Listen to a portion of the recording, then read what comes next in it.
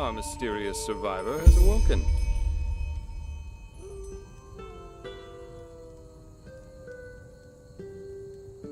Jespar Dаль'Варек. Jespar for short. And you, my friend, are in my very own campsite. And before you ask, yes, the bandits killed both of the apothecary. The only reason you're still alive is that the impact of the explosion threw you right into a thicket. Luckily enough, most of your injuries are only superficial, and I've already taken care of them. Your fever, though, is an entirely different story. Suffice it to say, I was on the perimeter. And no, I didn't help for two reasons. One, I was outnumbered like crazy, and two, I'm in a happy relationship with my entrails. I wish I had a more heroic answer for you, but I don't. Sorry. Yep, quite a lot, actually. You're suffering from first-degree Arcanist's fever. I'm quite surprised that the old apothecarius didn't see that, to be honest. You're suddenly capable of doing things you previously knew only from the bard songs, right? And you're feeling unusually strong and dizzy at the same time? While drinking herbal potions leaves a, well, kind of a bitter feeling in your head? Yep, your magical talent has broken free inside you. I don't have any myself, but I've worked together with enough Arcanists to know the signs. Simply put, what's happening is that your body can't cope with the magic.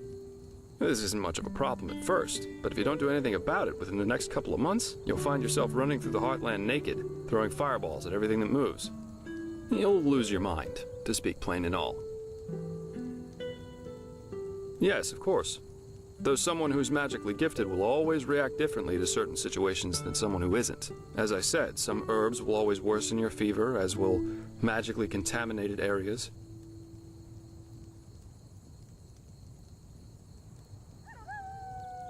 Among other things, yes. Just as being magically gifted can make a person powerful, it can also make them sensitive and prone to certain conditions.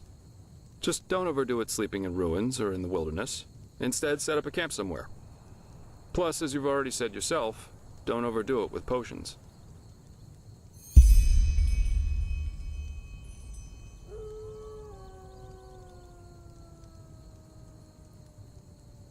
Well, that depends on how bad it gets. At first, you'll suffer these diffuse headaches from time to time. Then your sight will permanently blur. And then you'll suffer a case of acute death, so to speak. Yep, everything has its price, as the wise hermit likes to say. What? No, that won't help you in the long run. What you need is ambrosia, a special mixture of herbs that can remedy the fever without any side effects. Every good alchemist has that in stock, but it'll cost you. Visions?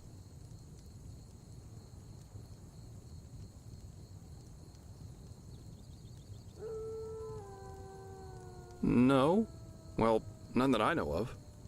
The only visions I ever had were those that come along with a good pipe of peaceweed. You know what? Someone has to take care of your fever. And as it happens, I know someone who could. But in return, I want you to tell me everything. How did you get here? And what did you do in that temple? And what exactly did you see in those visions? I can't put my finger on it, but there's something strange about you. And that makes me curious. So, healing for information. What do you say? Then shoot. I'm eager to listen.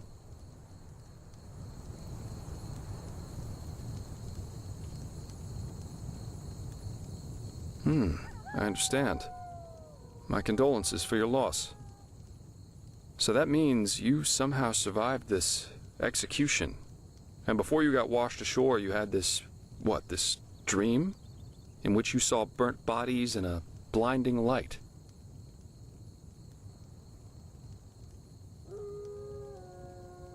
I hope so. So your magical outburst didn't happen slowly as it usually does, but all of a sudden after this near-death experience. And with it came these visions. Interesting. I guess you know how absurd all this must sound, but somehow I believe you. Heck knows why, but I do. So, that means I'll introduce you to my employer. If anyone can help you, it's him. There is, however, one thing with which I could use a hand. The sooner we get that done, the sooner we can start our journey to Ark. Ark? The capital of this country? Walls high as towers of iron-hard stone, rest alone in the mountains in granite enthroned, never decaying, the ages surveying, guarded by the Lord, and blah blah blah blah, and so on and so forth. If you plan on staying in this land, sooner or later you'll see it with your own eyes.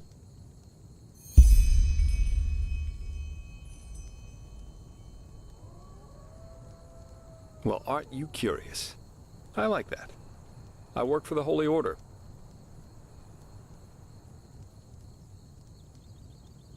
Yes, but as you might know, this is the realm of Malphas, the guardian of the Lightborn, and here the Order basically reigns for him.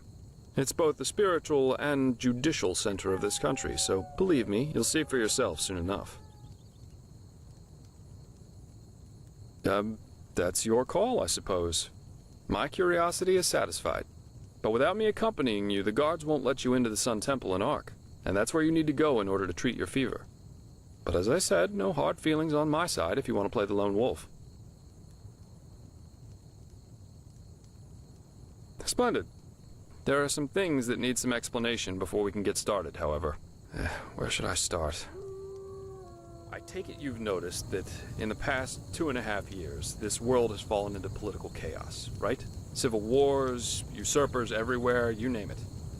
And even though Enderal isn't directly affected by these wars going on everywhere, there are strange things happening here too. Take the Watirs, for example. There have been an unusual number of reports of wanderers being attacked by them in the open, which has never happened before. And the same goes for the Lost Ones, the living dead. Until 2 years ago, they were a rather rare magical phenomenon. But now every other corpse not properly cremated starts walking again as if it were the most natural thing to do. The strangest thing, however, is what they call the Red Madness.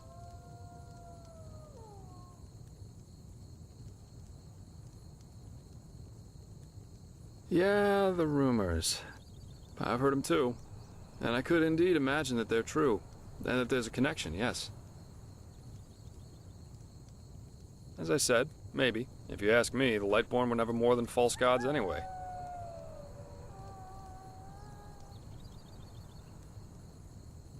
Well, they usually leave the thinking to their holy order.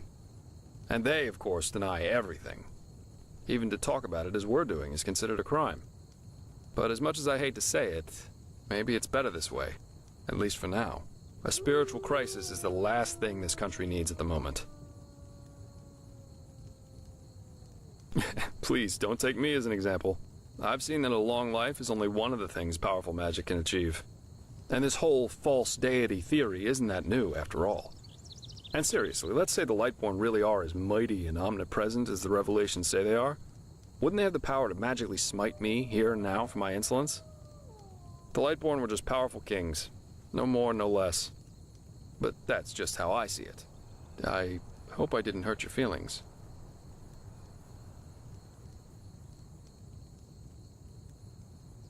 Splendid. You never know. But we're digressing. Yeah. It's some kind of mental illness that makes people lose their minds. Just a couple of weeks ago, for instance, there was a smith in Ark who slaughtered his entire family. He was drunk, but that doesn't explain why he screamed things like, "Fear the light," while he was doing it. Or a young noblewoman who killed herself by setting her family estate on fire for no apparent reason. Now, you might say that these kinds of things happen, but by now there have been more than a dozen of them. That and the fact that the possessed's eyes glow red shortly before and during their deed has made people call it the Red Madness. And just 3 days ago it happened again. Only this time it was a magister from within the Holy Order itself. Right, you're not from here. A magister is a kind of sage from the Holy Order, who teaches the young novices who are aspiring to become keepers or arcanists. Yarrow was his name, a man who had more than 60 winners on his back. He killed 15 novices and himself. According to the only eyewitness to survive, he entered the teaching room as usual to give a lecture on alchemy. But instead, he gave a strange speech in which he explained that humanity is corrupt, void, as he put it. And his eyes started glowing, he locked the door, and, well, he tore himself apart with a magical explosion. You can imagine the kind of uproar that caused. And unnecessary. Completely unnecessary.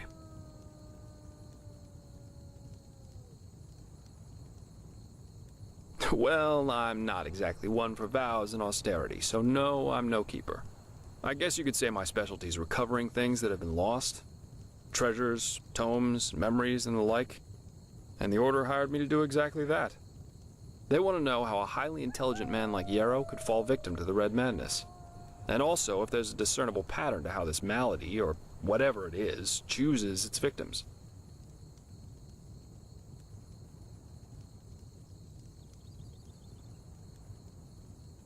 True, but that's irrelevant. Yarrow grew up in a small village named Riverville, which isn't far from here, and according to some of the other wardens, he visited this area quite often after his partner's death. So it's quite possible we could find some clues around here. Shards of his past, if you like. I've already searched most of the area, but a second pair of eyes wouldn't hurt.